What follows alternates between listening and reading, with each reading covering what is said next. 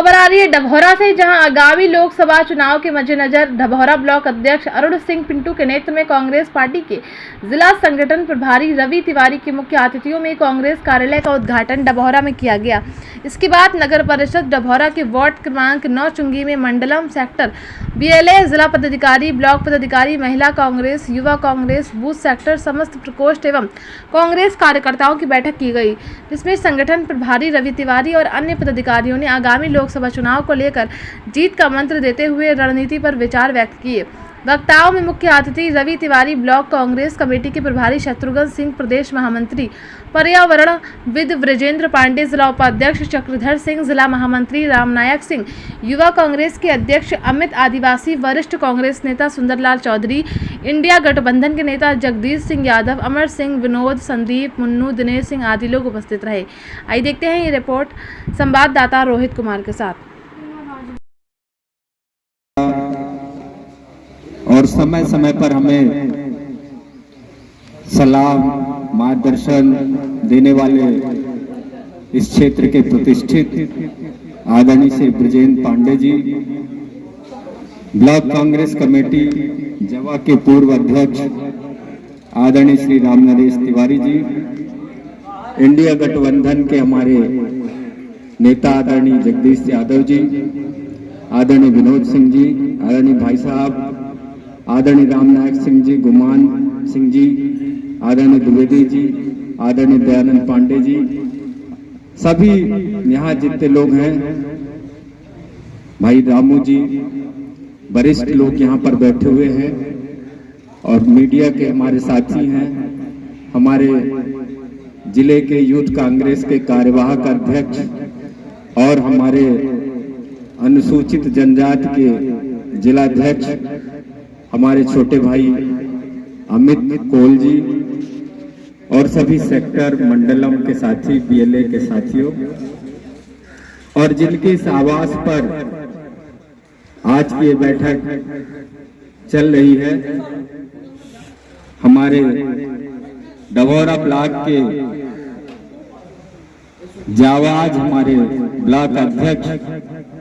आदरणीय श्री अरुण सिंह पिंटू जी, हमारी बहनें और साथियों, काफी देर से हमारे वरिष्ठ जनों ने यहाँ पर एक से एक बेहतर सुझाव और लोकसभा चुनाव को हम कैसे जीत सकते हैं इस विषय पर भी चर्चा हुई। भारतीय जनता पार्टी के जो प्रत्याशी हैं उनके बीच और कांग्रेस पार्टी के प्रत्याशी के बीच में तुलनात्मक भी चर्चा हुई और सेमरिया विधायक यानी नीलम मिश्रा जी के पति के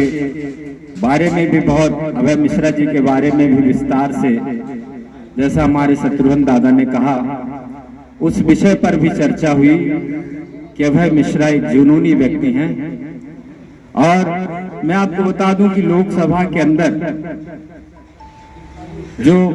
कांग्रेस पार्टी ने अपने रीवा जिले में प्रत्याशी उतारा है, हमारे बहुत से नेताओं का प्रयास था कि हमें टिकट मिले और ये जायज बात है कि सब की इच्छा होती है राजनीति में काम करने वाले व्यक्ति की, और वो टिकट की मांग, टिकट की बात करना उनका अधिकार है। पर पार्टी के हमारे प्रदेश के नेताओं ने, देश के नेताओं ने और जिले के भी जो हमारे माननीय जिलाध्यक्ष जी हैं और भी जिनसे भी हमारे नेताओं ने राय मशविरा किया, उन सब की राय ये बनी कि यदि नीलम मिश्रा जी को टिकट मिलता है तो एक तो वो पढ़ी लिखी काबिल महिला है, दूसरी वो संस्कारी महिला है जो एक परिवार को चलाने के लिए एक महिला में योग्यता होनी चाहिए कि वो धार्मिक भावनाएं, पूजा पाठ के साथ साथ परिवार के लोगों को लेकर राजनीतिक क्षेत्र में काम करने वाले लोग, कार्यकर्ता और अपने पार्टी के लोगों के साथ जुड़कर काम करने का जो उनका तरीका है। और जब वो सेमरिया के विधायक रही तब भी उनका एक अनुभव रहा। लगभग यहाँ सुंदरलाल जी बैठे हैं, अधिकांश पोलिंग बूथ सेमरिया के एक पोलिंग बूथ पर भी मैं गया हूँ, और लेकिन मैं आपसे ये कह सकता हूँ दावे के साथ कह सकता हूं, आप लोग भी जानकारी कहीं न कहीं से जुटा सकते हैं कि सिमरिया क्षेत्र में अभय मिश्रा जी का पक्ष भी है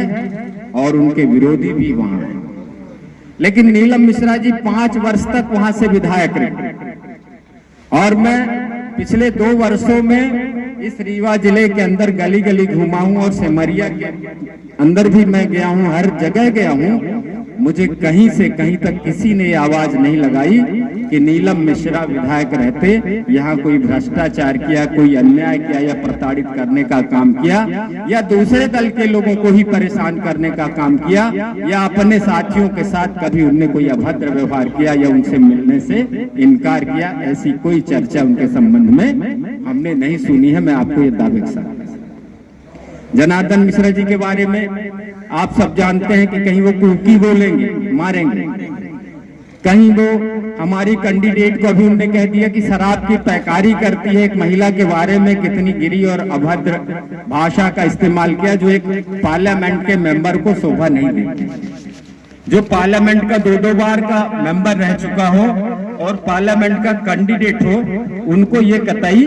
शोभा नहीं देता है कि एक महिला के बारे में किसी तरह की टिप्पणी हो, इस तरह की ऊंची टिप्पणी करें। दूसरी बात मैं आपसे कहना चाहता हूं कि जो हमारे सांसद रहे जनार्दन जी जिले के, लोगों ने उनको वोट दिया, समर्थन दिया, वो पार्लियामेंट के अंदर गए। लेकिन आप सब प्रबुद्ध लोग हैं।